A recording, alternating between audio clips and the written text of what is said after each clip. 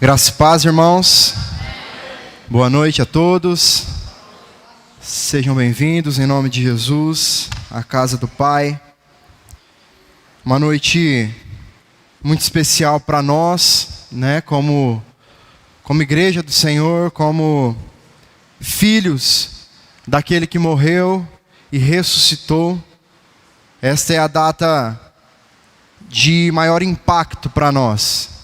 Essa é a comemoração que precisa estar viva em nossos corações constantemente, não só no dia de hoje, mas todos os dias das nossas vidas.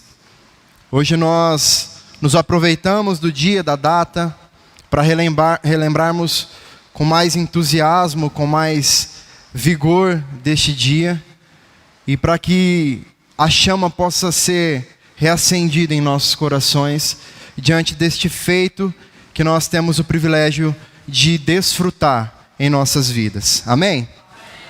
Abra sua Bíblia no Evangelho de Lucas, capítulo 24.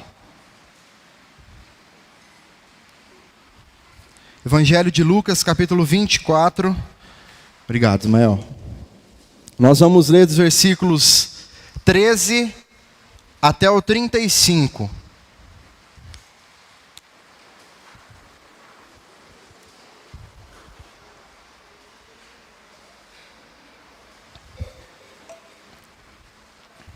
Todos acharam?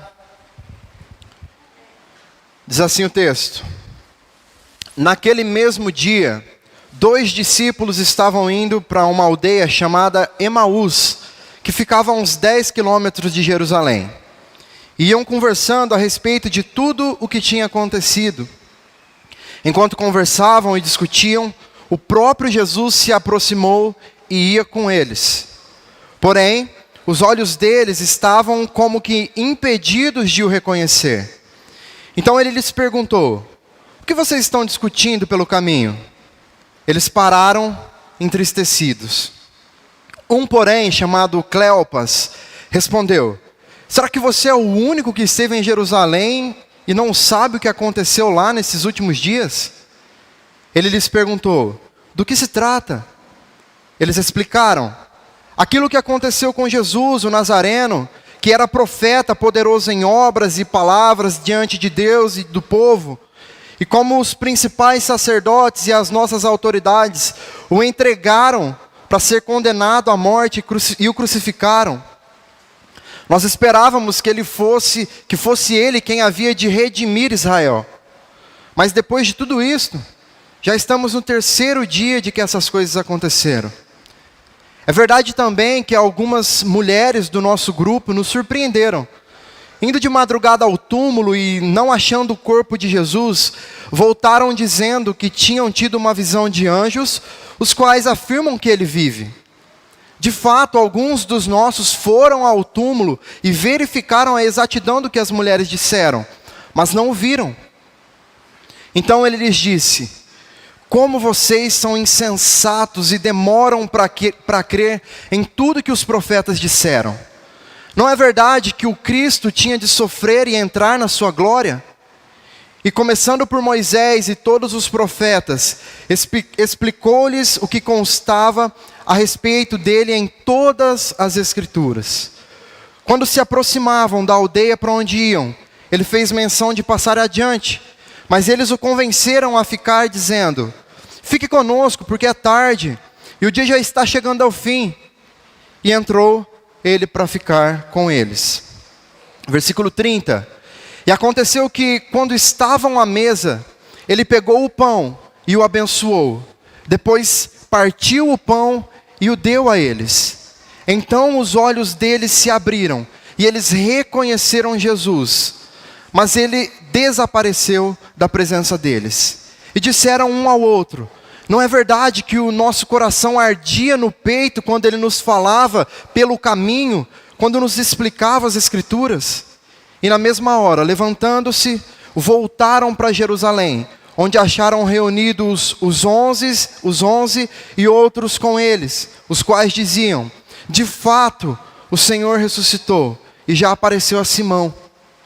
Então os dois contaram o que lhes tinha acontecido no caminho e como tinham recebido o Senhor no partir do pão. Vamos orar. Senhor, nós te louvamos, Pai, pela Tua palavra. Nós te louvamos por termos o privilégio, a chance ainda de estarmos aqui reunidos como igreja, como parte do Teu povo, celebrando, ó Deus, uma data tão importante, tão especial para nós. Nós te louvamos, Pai, pelos ensinamentos que nós estamos aqui agora sendo submetidos e pedimos, Pai, que pela Tua graça, através do Seu Espírito Santo, o Senhor possa falar aos nossos corações nessa noite. O Senhor possa abrir os nossos olhos, as nossas mentes, para que nós possamos receber a Tua palavra e fazer dela, ó Pai, o rumo das nossas vidas. É isso que nós te pedimos e agradecemos no nome de Jesus. Amém. Amém, irmãos.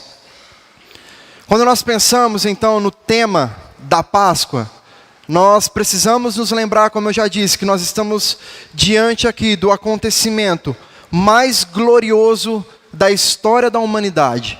Nós estamos diante do acontecimento mais incrível que o homem já presenciou. E para nós, igreja, nós estamos diante do maior acontecimento que deve trazer impacto para as nossas vidas também. Nós estamos falando do momento em que o Messias morreu na cruz e ressuscitou para a remissão dos nossos pecados, para a salvação daqueles que Ele escolheu desde a eternidade.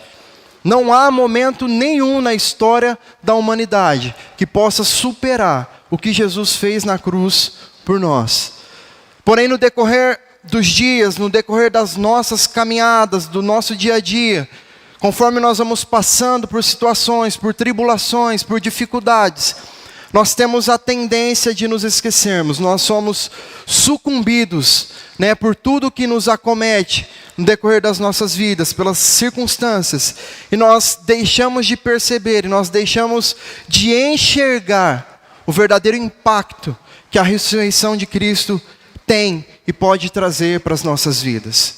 E diante disso, eu queria te convidar nessa noite a pensar comigo um pouco nisso que será o nosso tema de hoje.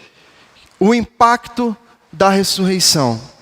O quanto a ressurreição de Cristo tem impactado de fato as nossas vidas, a nossa caminhada, quem nós somos no nosso dia a dia, nas nossas casas, na nossa escola, no nosso trabalho, na universidade, com os nossos familiares, o quanto o impacto da ressurreição tem feito diferença em nós.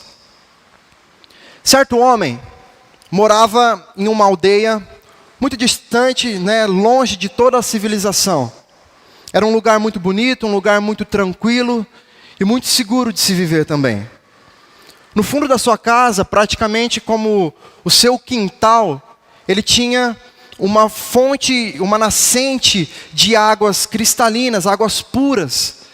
E essa nascente de água, ela fornecia água para um lindo lago que ele tinha ali ao fundo da sua casa, também de águas puras e cristalinas. Ao lado da sua casa, esse homem ele tinha uma cisterna, onde dessa cisterna, todos os dias pela manhã, ele pegava o seu balde, ia até aquela cisterna, e pegava ali a sua porção de água, para fazer o seu café, para beber, para tomar o seu banho, e até mesmo para se refrescar nos dias quentes. Certo dia, esse homem acordou, e cumprindo parte da sua rotina, ele se dirigiu até aquela cisterna com o seu balde, e quando ele chegou lá, ele teve uma péssima surpresa. Ele viu que aquela cisterna ela havia sido lacrada, fechada, não havia mais nenhuma gota de água que aquele homem pudesse pegar para ele beber. Aquele homem ele se sentiu desesperado. Ele ficou angustiado diante daquela situação. Ele já não sabia como mais seriam os próximos dias da sua vida, porque ele não sabia de onde ele tiraria água para ele beber. Aquele dia se passou e uma profunda angústia, uma profunda tristeza tomou conta daquele homem. Veio o segundo dia, e aquele homem permaneceu deitado na sua cama, não se levantou, triste, já sentindo alguns impactos em seu físico. tomado de muita angústia e de muito temor.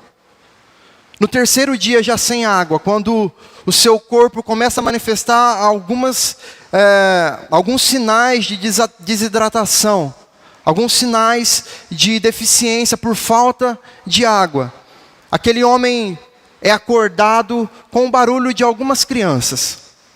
Ele se levanta com muita dificuldade, vai até o fundo da sua casa e percebe que tinha algumas crianças brincando às margens do lago, que estava no fundo da sua casa. Talvez você já até tenha se esquecido do lago, né? E uma dessas crianças, ao observar aquele homem ali, ela se aproxima dele e diz a seguinte frase: nossa, quanta sorte o senhor tem, não é verdade? Morar em um lugar tão bonito como esse, tendo um lago com águas tão cristalinas, tão puras aqui no fundo da sua casa, uma nascente de águas tão puras e cristalinas também. O Senhor tem toda essa água aqui à disposição.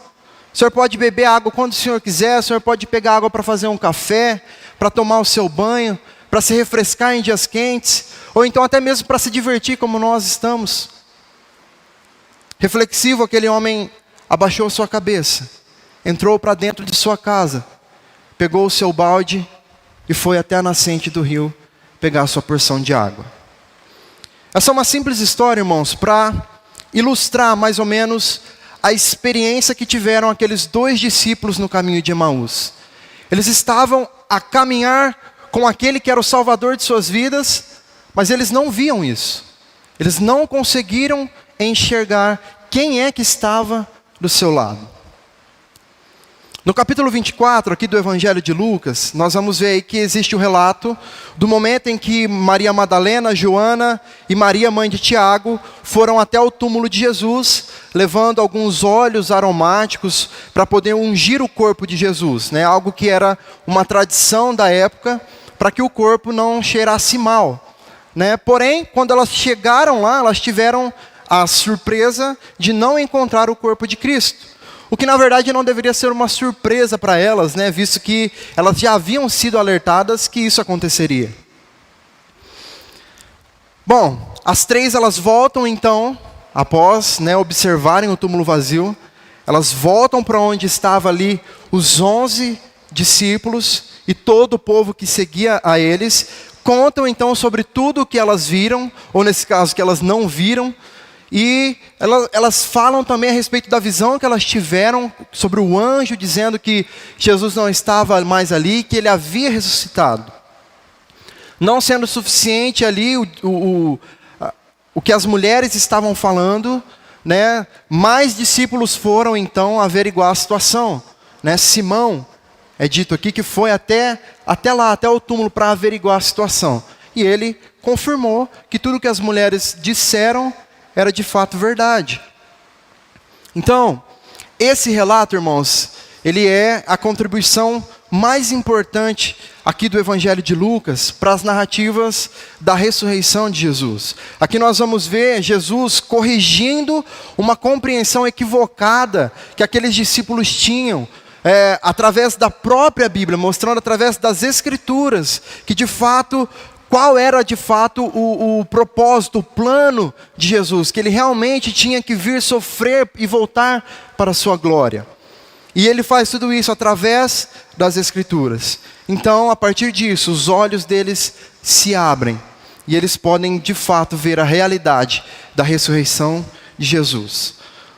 Lá no versículo 13 vai começar dizendo: naquele mesmo dia 2 discípulos estavam indo para uma aldeia chamada Emaús, que ficava a 10 quilômetros de Jerusalém.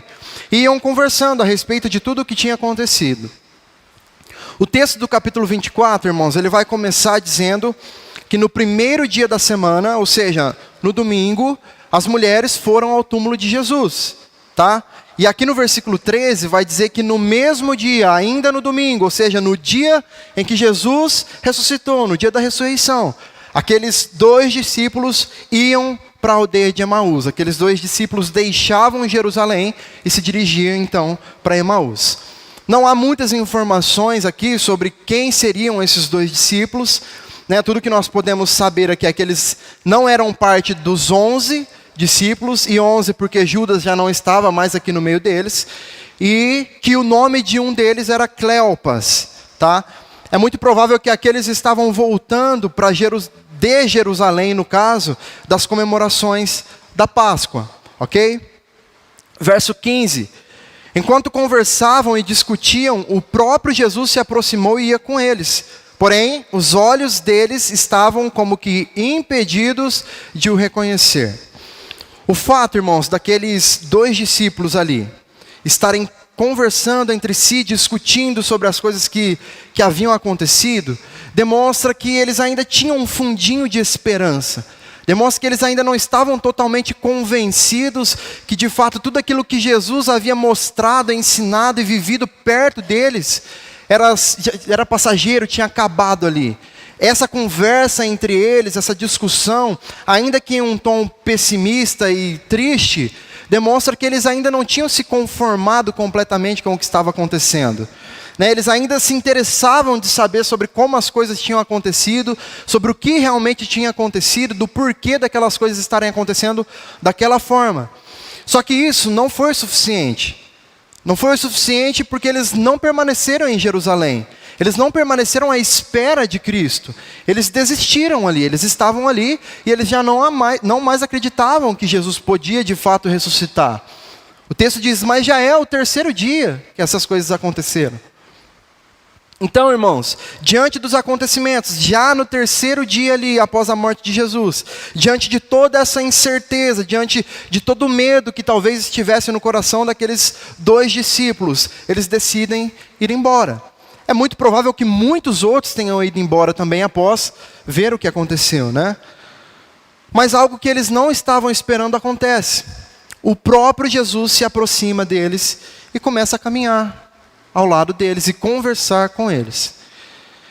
Apesar disso, irmãos, apesar dessa aproximação de Jesus, o verso 16 vai dizer que eles foram impedidos de reconhecer Jesus.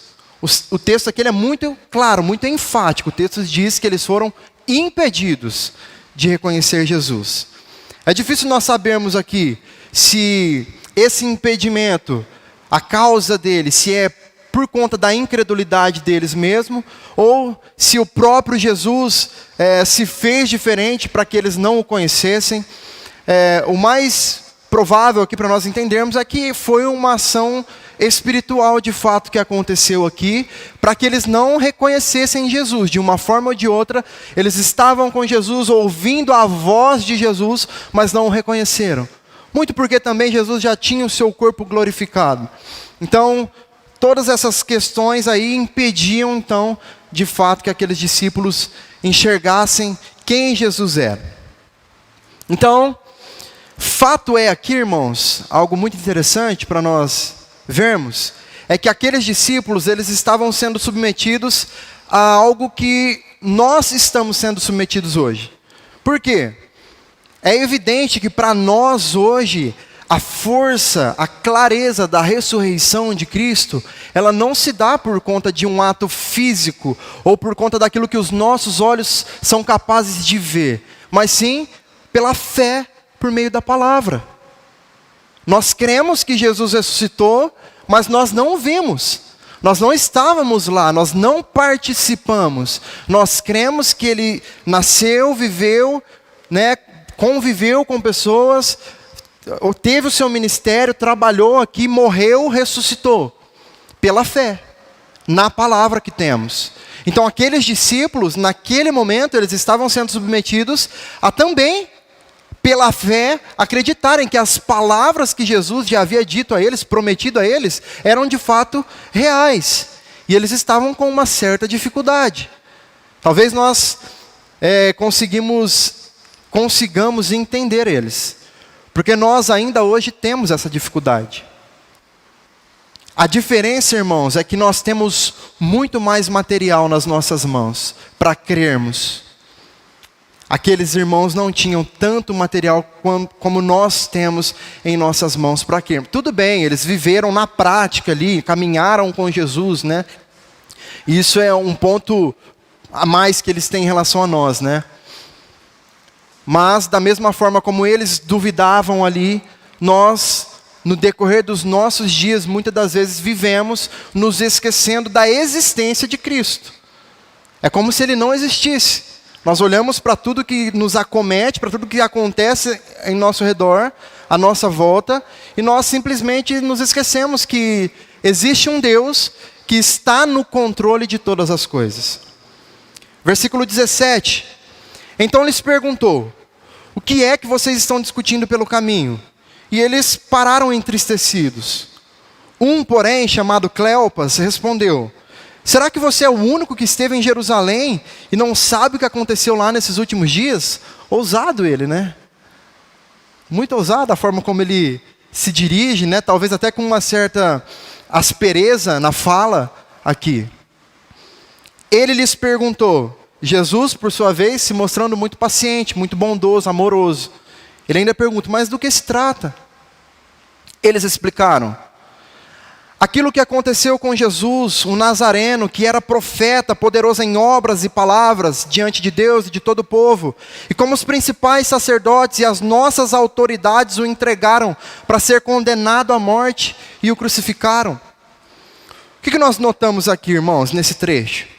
O texto diz que aqueles discípulos pararam entristecidos com a pergunta do desconhecido. Essa é uma demonstração aqui de que o conteúdo da conversa daqueles discípulos era em um tom pessimista.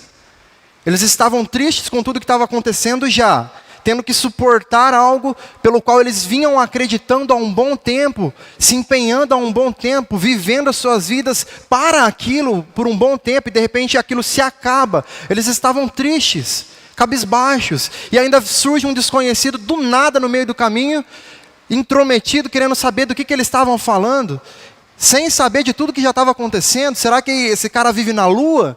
Será que ele não viu tudo que aconteceu? Será que ele não, é o único que não estava lá vendo? Então eles estavam tristes, eles estavam decepcionados com aquilo. E quando Cleopas responde à pergunta, ele revela aqui qual que era a visão, a compreensão que eles tinham acerca de quem era Jesus. Acerca de quem era aquele que eles estavam de fato ali conversando a respeito. Ele diz que era um profeta poderoso em obras e em palavras. Perceba que existe uma certa reverência por parte deles, né, na maneira como eles, né, citaram aqui Jesus. Ele era um profeta, alguém poderoso em obras, poderoso em palavras, reconhecido por Deus, pelo povo. Só que há uma reverência que ela era incompleta. Ela era incompleta de essência. Faltava a eles, irmãos, ter a dimensão exata de que eles não estavam se referindo a um profeta apenas, mas que eles estavam falando do Messias, do Filho de Deus, aquele que era o responsável por salvar a alma deles. Eles não estavam tendo essa compreensão, essa dimensão. Muito porque Jesus havia morrido e ainda não havia ressuscitado na cabeça deles. Talvez tenha morrido também na mente deles a certeza de que aquele que falava durante todo aquele tempo poderia ressuscitar. Então, a imagem que eles tinham era uma imagem limitada. Eles não conseguiam enxergar mais em Jesus o Salvador das suas vidas, o Salvador da humanidade, o Filho de Deus. Isso explica um pouco também o fato de que eles estavam indo embora para Emaús. Eles estavam indo embora de Jerusalém. Por quê? Porque eles haviam perdido a motivação de continuarem a esperar. Eles já não acreditavam mais com o mesmo vigor, eles já não tinham mais a mesma certeza de que realmente Jesus ressuscitaria. Então eles abandonaram, falaram: vamos embora. Não, mas são 10 quilômetros, nós vamos andar 10, vamos embora, já não vale mais a pena ficar aqui. E de certa forma também, se nós olharmos o versículo 20, a maneira como eles falam, até que menospreza a pessoa, a imagem de Jesus. Diminui um pouco a importância de Cristo quando eles falam que os principais sacerdotes, que aqueles que eram as suas autoridades, crucificaram a Jesus. Talvez aqui eles estavam transparecendo a incapacidade que eles tinham de enxergar Jesus, por ele ser, né, o verdadeiro Messias e Salvador, por ele não ter resistido à morte, humanamente falando. Jesus, talvez na compreensão deles, tenha se tornado aqui com a sua morte menor do que os sacerdotes, menor do que aqueles que o crucificaram em força. Porque ele não teve força para evitar o que estava acontecendo, ele simplesmente morreu e acabou. E isso se confirma no versículo 21, que ele continua dizendo assim: nós esperávamos que fosse ele quem havia de redimir Israel. Mas depois de tudo isto, nós já estamos no 3º dia desde que essas coisas aconteceram. Aqueles discípulos, eles estavam com uma compreensão limitada sobre a pessoa de Jesus. Eles estavam pensando simplesmente naquilo que Jesus era capaz de fazer por eles, para eles, enquanto homem que vive neste mundo, enquanto pessoas que estão sujeitas aos problemas deste mundo. Eles estavam então sedentos por um libertador terreno, alguém que poderia livrá-los de um cativeiro terreno, humano. Eles não conseguiam então enxergar aqui que a libertação que Jesus estava propondo a eles, a libertação que Jesus estava aqui disposto a dar a eles, era uma libertação muito maior, muito mais profunda, que ia muito além do Império Romano, que ia muito além das perseguições que eles estavam passando naquele tempo. Era uma libertação espiritual, uma libertação que poderia trazer vida eterna a eles. Mas como eu disse, irmãos, é necessário nós destacarmos aqui também a paciência e o amor de Jesus para com aqueles 2 discípulos. Eles estavam ali, inconformados com tudo que estava acontecendo, sendo até ásperos com Jesus, indignados por ele ser o único que não sabia do que estava acontecendo, tratando ele até com um certo tipo de grosseria, mas ele estava ali ainda os ouvindo, ainda esperando eles acabarem de falar, com atenção, dando atenção para suas angústias, dando atenção para suas dores. E é isso que Jesus está fazendo conosco. Por mais teimosos que nós somos, por mais que os nossos olhos estejam fechados, por mais que no decorrer da nossa caminhada nós não consigamos mais ver Cristo, Ele está ali, Ele ressuscitou, e Ele continua ouvindo o nosso clamor, Ele continua ouvindo a nossa prece.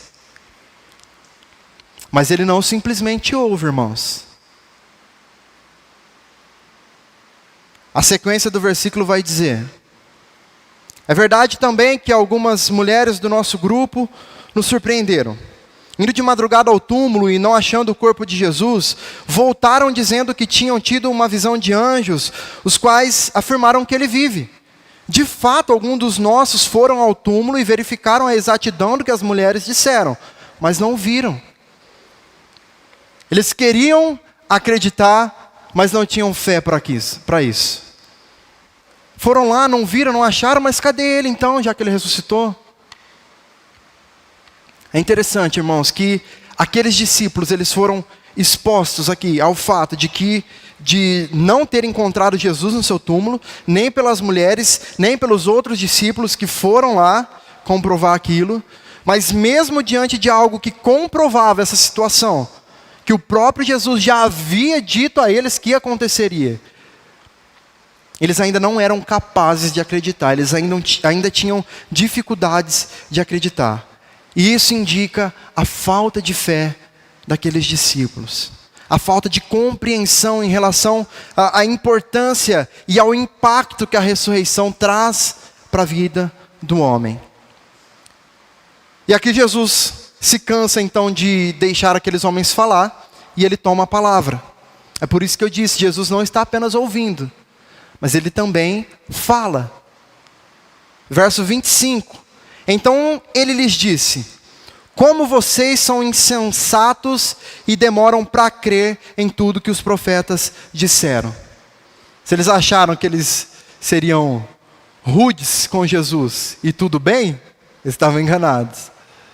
Que agora ia começar. Não é verdade que o Cristo tinha de sofrer e entrar na sua glória? E começando por Moisés e todos os profetas, explicou-lhes o que constava a respeito dele em todas as Escrituras. Perceba, irmãos, o que Jesus faz aqui? Jesus expõe àqueles discípulos as verdades, ao conteúdo das Escrituras. Jesus não começa aqui a falar para eles exclusivamente das coisas que ele já tinha falado, das coisas que ele já tinha feito, que eles tinham visto, que eles já tinham presenciado. Jesus não faz nem questão de falar sobre isso naquele momento. Jesus aplica as Escrituras. Jesus diz que eles demoravam para crer naquilo que os profetas disseram sobre ele. Então fica evidente que a incredulidade daqueles discípulos não era uma questão apenas de falta de fé, mas que essa falta de fé que eles tinham, se dava em virtude da falta de conhecimento também que eles tinham das Escrituras. Eles não tinham fé porque não conheciam as Escrituras. Jesus ensina então aqueles discípulos, a partir das Escrituras, mostrando como elas apontam para o seu sofrimento, mostrando para como elas apontam para a sua morte, para a sua ressurreição, e como todo o Antigo Testamento se cumpre em sua pessoa. Além disso, na tradução do texto, na versão revista e atualizada, talvez nós tenhamos algo que traga o sentido mais próximo do original dessa palavra. Jesus os chama ali de nécios e tardos de coração. O que isso nos revela? Isso nos revela que a falta de compreensão daqueles discípulos também estava relacionada com uma falta de disposição dos seus corações. Uma falta de sensibilidade, propriamente dito, daquilo que as Escrituras estavam dizendo a respeito do Messias. Eles eram duros. Eles não conseguiam se sensibilizar de fato com o que estava acontecendo. Se nós analisarmos aqui o discurso daqueles discípulos, a conversa deles, aquilo que eles respondem para Jesus aqui, nós vamos ver que a conversa deles, que o tom que eles usam é de completo egoísmo, porque eles estavam preocupados simplesmente com alguém que poderia livrar eles do reino terreno, salvar eles do reino terreno, trazer uma certa estabilidade, uma certa tranquilidade, uma certa segurança para eles, em todos os aspectos desta vida. Eles não conseguiam enxergar o que estava para além desta vida. Eles tinham então essa dureza de coração, de não conseguir serem tocados realmente pelas Escrituras. Versículo 28. Quando se aproximavam da aldeia para onde iam, ele fez menção de passar adiante, mas eles o convenceram a ficar, dizendo: fique conosco, porque é tarde, o dia já está chegando ao fim. E entrou ele para ficar com eles. Aqui o que Jesus está fazendo? Jesus tinha acabado de pregar as Escrituras para aquele povo, para aqueles dois. Tinha acabado de falar sobre tudo que os profetas falaram a respeito dele. E neste momento aqui, Jesus passa a provar a fé deles então. Aquela fé que eles demonstraram não ter na ressurreição, após a pregação, Jesus então faz menção de deixar eles ir embora. Jesus fala: não, eu estou indo, eu vou continuar, vocês ficam por aí. Então eles insistem para que Jesus fique. Jesus prova a fé daqueles dois, para ver se de fato tudo aquilo que ele havia acabado de pregar para eles estava realmente agora em seus corações. Mas, irmãos, aí nós vemos ali algo que é muito interessante. Jesus, ele tem em sua palavra um poder de convencimento que nenhum de nós temos. Quem de nós aqui, ao sermos abordados por um estranho no meio da rua, que começa a falar para nós de Jesus ou de qualquer outra coisa, no final da conversa, essa pessoa se despede e a gente convida essa pessoa que a gente nunca viu para entrar para dentro da nossa casa, para ficar conosco, para passar a noite ali conosco? Quem de nós temos essa capacidade? Nós não fazemos isso. Aqueles homens também não fariam se aquele que os falava não fosse Cristo. O convencimento da palavra que sai da boca de Deus é algo que o homem não faz. É algo que o ser humano é incapaz de fazer. Nós podemos marcar cultos e cultos, ministrar palavras de 3 horas aqui, e você sair daqui da mesma maneira. Se o Espírito Santo de Deus não falar ao teu coração através dessa palavra, nada acontece. Não depende de nós, irmãos. Tudo é feito pela palavra de Deus. Mesmo aquele homem sendo um estranho para eles, eles insistiram para que aquele estranho não fosse embora, para que ele permanecesse com eles. E o versículo 32, ele nos explica por que eles pediram isso. Diz assim o versículo 32, e disseram um ao outro: não é verdade que o coração nos ardia no peito quando ele nos falava pelo caminho, quando nos explicava as Escrituras? Aqueles homens percebiam que as palavras vindas daquele desconhecido não eram palavras tolas, palavras vãs, palavras de um homem qualquer, porque elas ardiam em seus corações. Aquelas palavras. O versículo 30 vai dizer: e aconteceu que, quando estavam à mesa, ele pegou o pão e o abençoou. Depois partiu o pão e o deu a eles. Então os olhos deles se abriram e eles reconheceram Jesus. Mas ele desapareceu da presença deles. É interessante, irmãos, quando nós olhamos para este texto, que foi exatamente no momento em que Jesus partiu o pão, que aqueles discípulos o reconheceram. Este é um ato que talvez para eles tenha trazido à memória os milagres de multiplicação que Jesus havia feito. Talvez tenha trazido à memória deles a última ceia. Nós não sabemos se eles estavam ali, no momento da última ceia. Mas o fato é que, neste momento aqui, foi como se uma venda fosse tirada dos olhos daqueles homens. A mesma ação sobrenatural que aconteceu para que eles não reconhecessem Jesus, volta a acontecer aqui, mas para que eles possam passar a vê-lo como Ele é, reconhecer quem Ele é. No partir do pão. Por fim, irmãos, ali dos versículos 33 ao 35, nós vemos que eles receberam de volta a esperança que eles haviam perdido. A esperança que tinha ido embora e que os fizeram ir embora de Jerusalém. Que os fizeram desistir de esperar pela ressurreição. Neste momento isso foi restaurado neles. Isso aconteceu de forma tão grandiosa, irmãos, tão fervorosa em seus corações, que eles não pensaram 2 vezes em voltar correndo por mais 10 quilômetros para Jerusalém, para se encontrar com o máximo de pessoas que eles pudessem, para anunciar aquilo que eles viram. Aqui neste momento, estes homens foram impactados pela ressurreição de Cristo. E o que o impacto da ressurreição de Cristo traz ao homem? Sede por anunciar daquilo que Ele fez.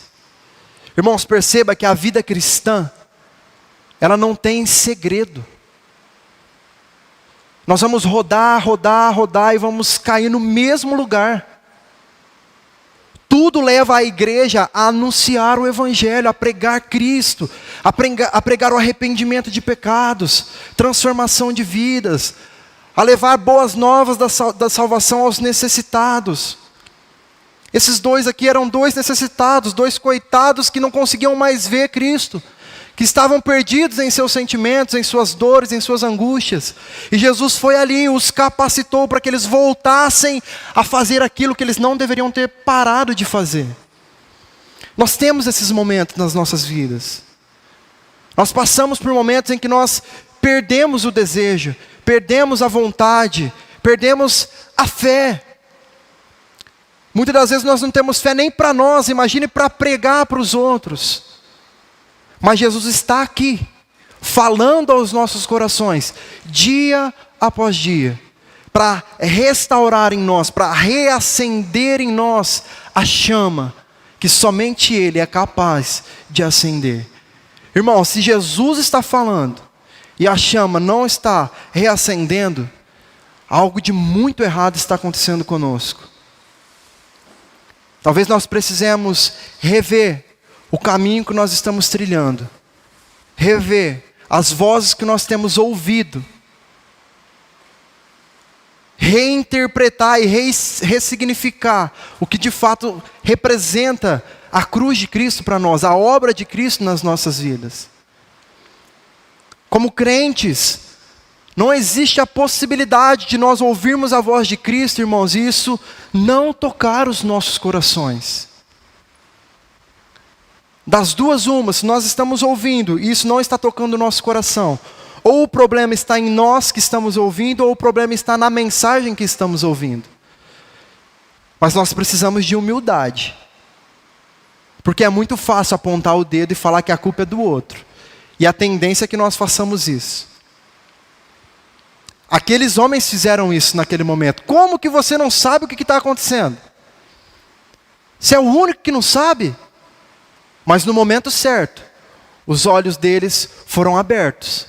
E eles não pensaram mais. Eles reconheceram que o erro estava neles, que não estavam enxergando. E saíram dali, voltaram para o lugar de onde eles não deveriam ter saído e foram anunciar a mensagem que eles acabaram de ver. Eu gostaria de aplicar esse texto em 4 pontos. A primeira aplicação, irmãos, vai dizer que a difícil caminhada, ela pode não nos permitir enxergar o impacto da ressurreição de Jesus. No versículo 16, nós vimos que os olhos daqueles discípulos haviam sido impedidos de reconhecer a Jesus. Tudo que eles conseguiam ver à sua frente era um longo caminho para se trilhar. Um caminho de desilusões, um caminho de tristezas, um caminho de desesperanças, um caminho de muitas dúvidas, de muitos questionamentos, pelo fato de que agora eles não tinham mais com eles aquele que era a única esperança que eles tinham para suas vidas. Para eles, Cristo estava tão distante, mas tão distante, e eles sequer conseguiam enxergar o impacto da ressurreição e o impacto que a ressurreição poderia trazer a eles. E muitas das vezes nós somos vencidos pela caminhada da nossa vida. Muitas das vezes nós, em meio às turbulências, em meio aos fracassos, em meio às enfermidades que nós passamos inevitavelmente nesta vida, nós passamos a viver a nossa vida como se a morte houvesse vencido Cristo na cruz. Embora Jesus esteja tão perto, do nosso lado, caminhando conosco, conversando conosco, nós não somos capazes de vê-lo, nós não somos capazes de enxergá-lo, de sentir a sua presença. E em algumas circunstâncias, irmãos, Jesus ele está vindo ao nosso encontro e nós estamos o confundindo com um fantasma. Assim como os discípulos fizeram quando viram Jesus andando sobre as ondas, sobre o mar. Lá em Mateus capítulo 14, lá no versículo 24, vai dizer que o mar, ele estava um tanto quanto revoltado, com grandes ondas, porque o vento era contrário a eles. E é justamente nessa situação que Jesus aparece ali, caminhando sobre as águas e indo em direção deles. E é justamente assim que muitas das vezes Jesus aparece para nós, no meio da tempestade, no meio das grandes ondas, no meio do vento que sopra contra, nos levando para outro caminho. No entanto, nós não conseguimos o enxergar.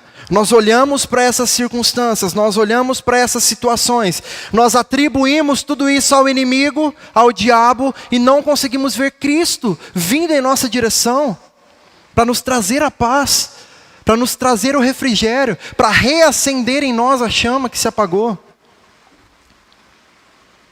Cristo está vindo em nossa direção constantemente, cuidando de nós, nos alertando para os problemas que estão à nossa volta. A segunda aplicação, irmãos, diz que a falta do conhecimento verdadeiro das Escrituras nos afasta do impacto da ressurreição de Jesus.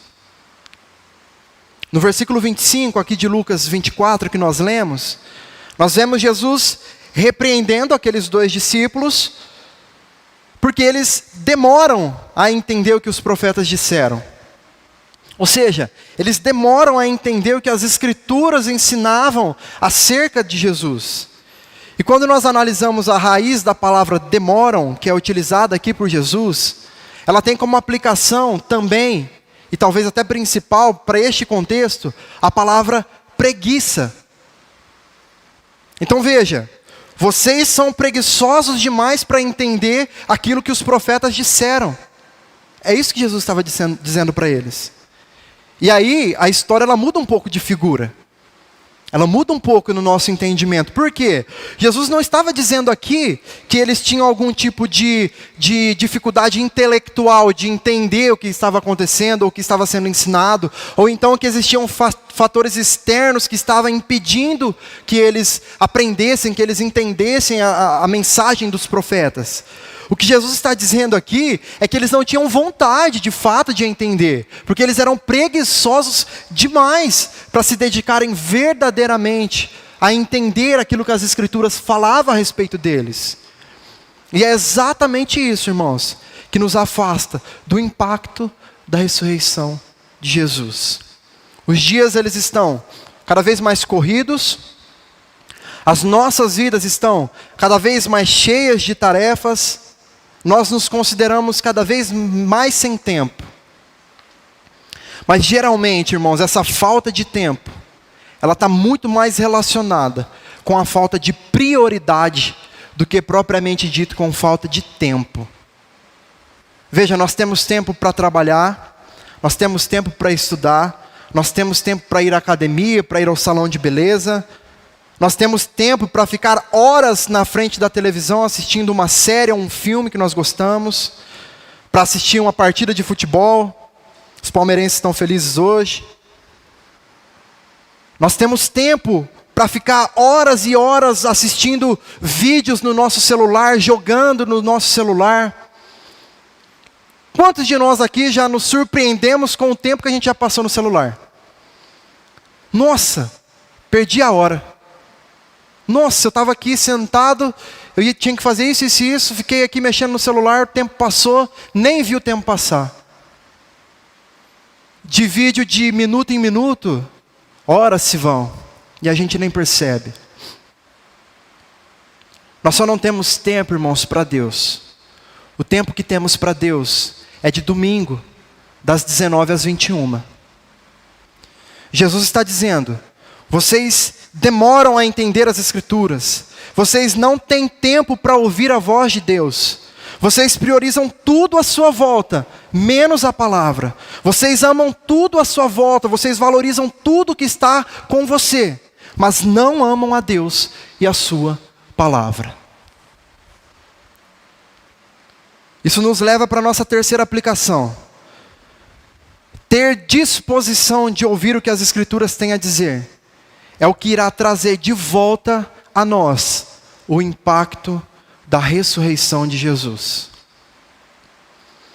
Depois que Jesus chama a atenção daqueles discípulos para o fato deles não priorizarem o que as Escrituras tinham para ensinar a eles, Jesus começa a discorrer aqui, começando por Moisés e passando por todos os profetas, mostrando para eles as evidências, segundo a própria Escritura, segundo as profecias, de que o Cristo tinha que sofrer e entrar em sua glória. E é isso o que justamente fará a diferença para nós. É necessário, irmãos, que nós tenhamos disposição de ouvir a palavra. Não só isso, ainda mais disposição de aplicar essa palavra em nossas vidas. E nós somos falhos nisso. Todos nós. Todos nós estamos cansados de ouvir. Talvez você já tenha ouvido esse sermão umas 200 vezes na sua vida cristã. Nós já sabemos de decor e salteado tudo que eu falei aqui. Mas nós não temos a disposição necessária de aplicar essas coisas nas nossas vidas. Todos nós temos essa dificuldade. Então é preciso, irmãos, ter essa disposição de buscar diariamente uma vida de comunhão com Deus, através dos ensinamentos que Ele deixou à nossa disposição na Bíblia. E veja, irmãos, nós temos uma imensa dificuldade de estarmos no culto prestando atenção numa palavra. Ficar parado por 1 hora, 40 minutos, ouvindo alguém falar, nós temos muita dificuldade de nos concentrarmos nisso. Ou talvez pouca disposição para isso.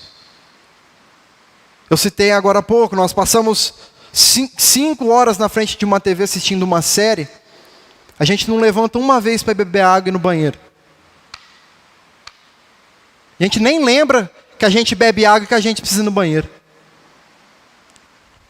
Mas chega no culto, o rim acorda.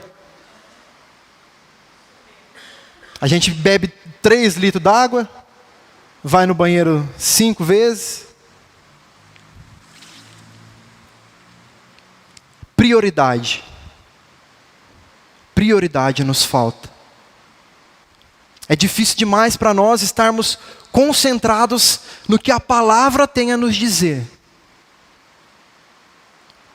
Mas e amanhã? Quando eu tiver meu tempo livre? O que eu vou estar fazendo? Eu não estou dizendo, irmãos, que nós não temos que ter tempo livre. Nós precisamos ter tempo livre. Para não pensar em nada. Eu gosto de não pensar em nada. De não fazer nada. A melhor coisa que tem na vida é você sentar e não fazer nada. É bom. Mas nós não podemos valorizar mais o tempo do nada do que o tempo de Cristo. E nem sempre, irmãos, eu repito isso várias vezes, nem sempre isso está relacionado à quantidade de horas que nós conseguimos. Talvez você tenha 10 minutos com Deus mais verdadeiros do que muitos que estão dizendo que tem 3, 4, 5 horas. Não é tempo, é qualidade. Onde de fato está o seu coração naquele momento. Sabe por quê, irmãos? Porque não existe outro caminho. Não há outra ação prática que possa ter mais eficiência, que possa ser mais eficaz para o nosso conhecimento de Deus, do que uma busca incessante através dos ensinamentos que estão na palavra de Deus, combinado com uma vida de oração constante. É através disso que o Espírito Santo de Deus fala aos nossos corações, muda a nossa forma de enxergar, muda a nossa forma de pensar, de sentir, de agir. Não tem outro caminho. Não substitua, irmãos, o seu tempo com Deus com pregações no YouTube. Não substitua, irmãos, o seu tempo com Deus com os cultos de domingo, os cultos de quarta-feira. A nossa vida com Deus se faz todos os dias. Se nós esperarmos o culto de domingo para termos 2 horas de culto, nós não vamos cultuar a Deus. Justamente porque quando a gente chega aqui, a nossa prática diária ela é tão contrária ao que nós estamos fazendo aqui, que nós não conseguimos ter 1 minuto de concentração no que está acontecendo aqui. E aí então nós nos esquecemos do que Cristo fez.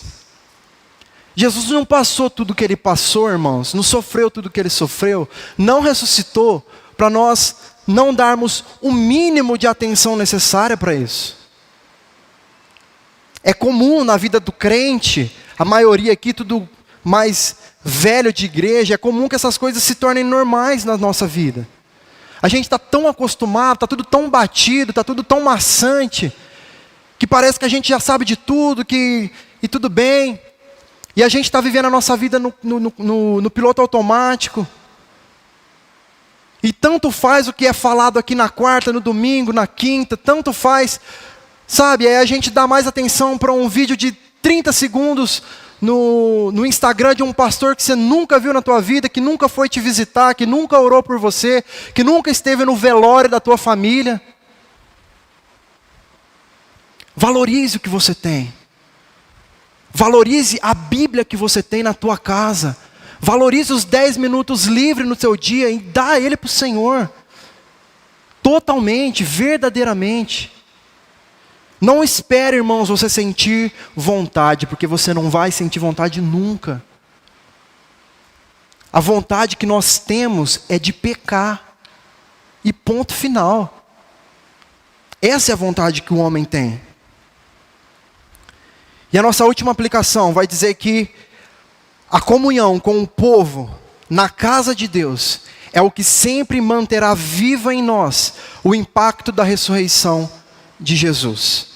Quando nós olhamos ali para o versículo 30, nós percebemos que foi na mesa, ao partir o pão, em um momento que nos remete à ceia do Senhor, que os olhos daqueles discípulos foram abertos, que a venda caiu, que eles puderam enxergar de fato que era Jesus que estava ali.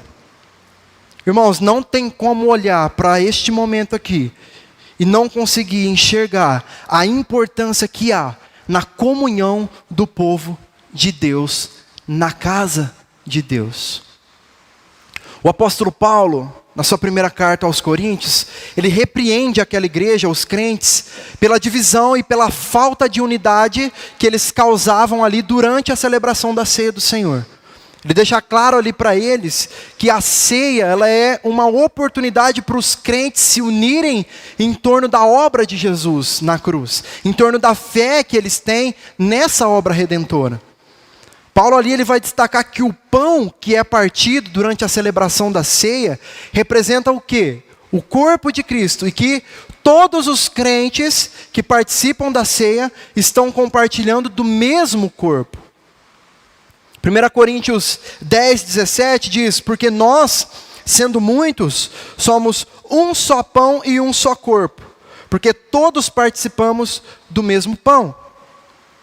Com isso, irmãos, nós aprendemos então que de maneira graciosa o Senhor usa do momento de comunhão da igreja, do momento do partir o pão na ceia, para trazer à memória do seu povo a inigualável importância de nós nos lembrarmos da cruz, de nós nos lembrarmos da morte e da ressurreição, e de nos lembrarmos, irmãos, do grande impacto que a ressurreição é capaz de trazer para as nossas vidas. Fazer isso em memória de mim.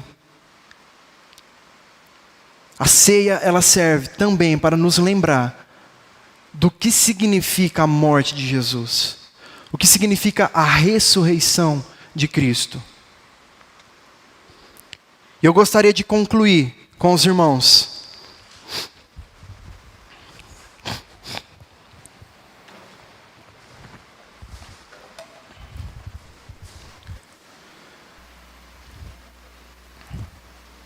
Veja, irmãos, os irmãos do louvor vão se preparar aqui, mas preste atenção.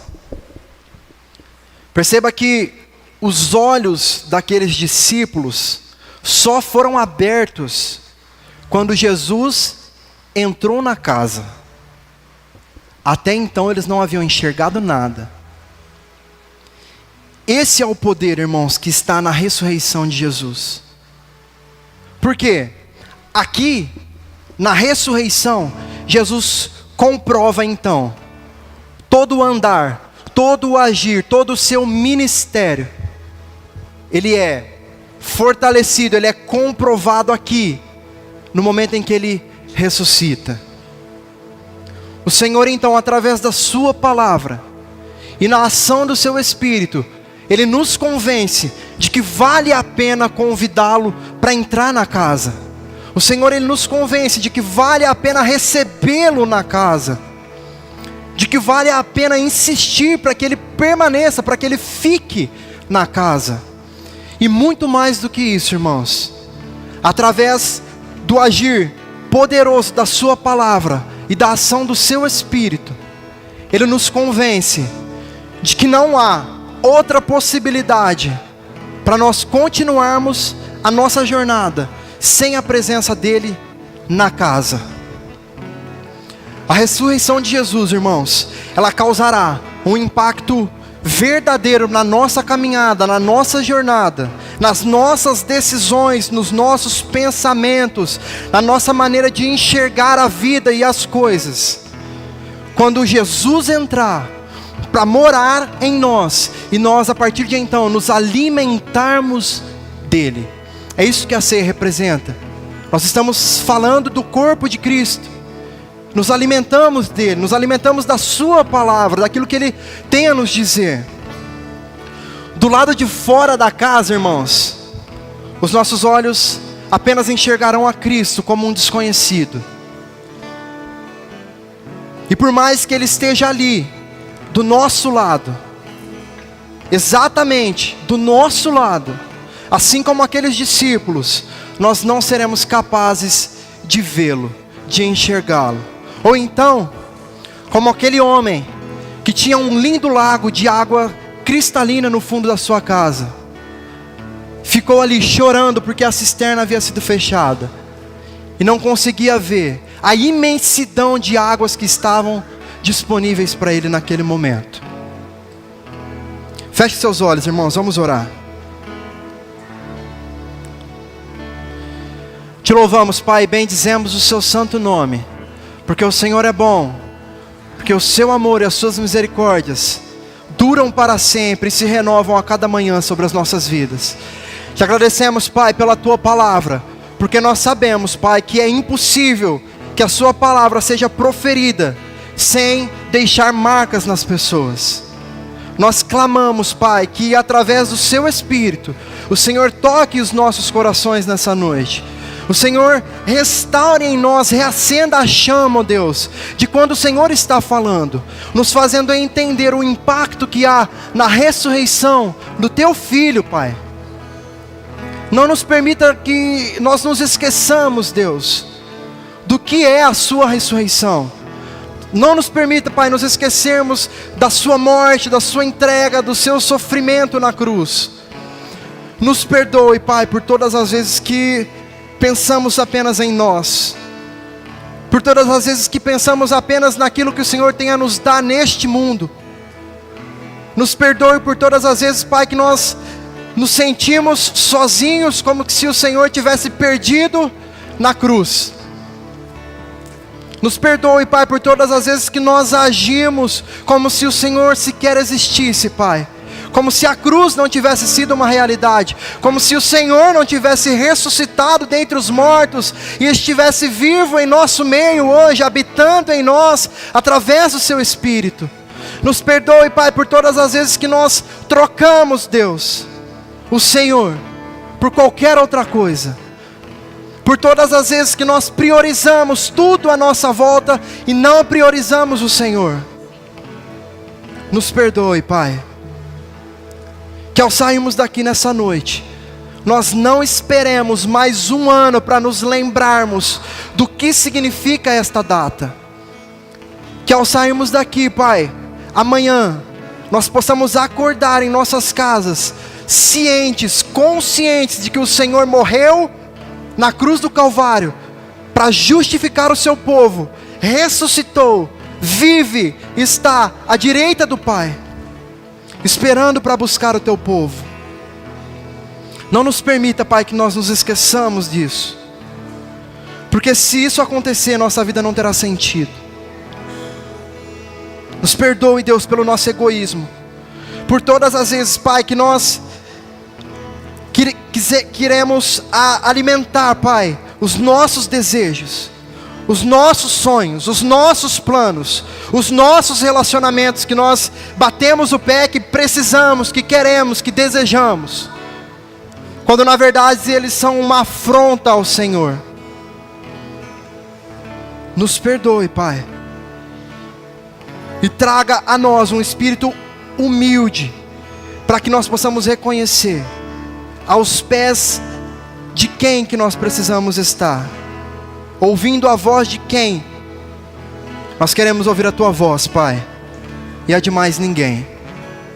Nós te louvamos, Pai, por tudo, bendizemos o Seu santo nome. Amém.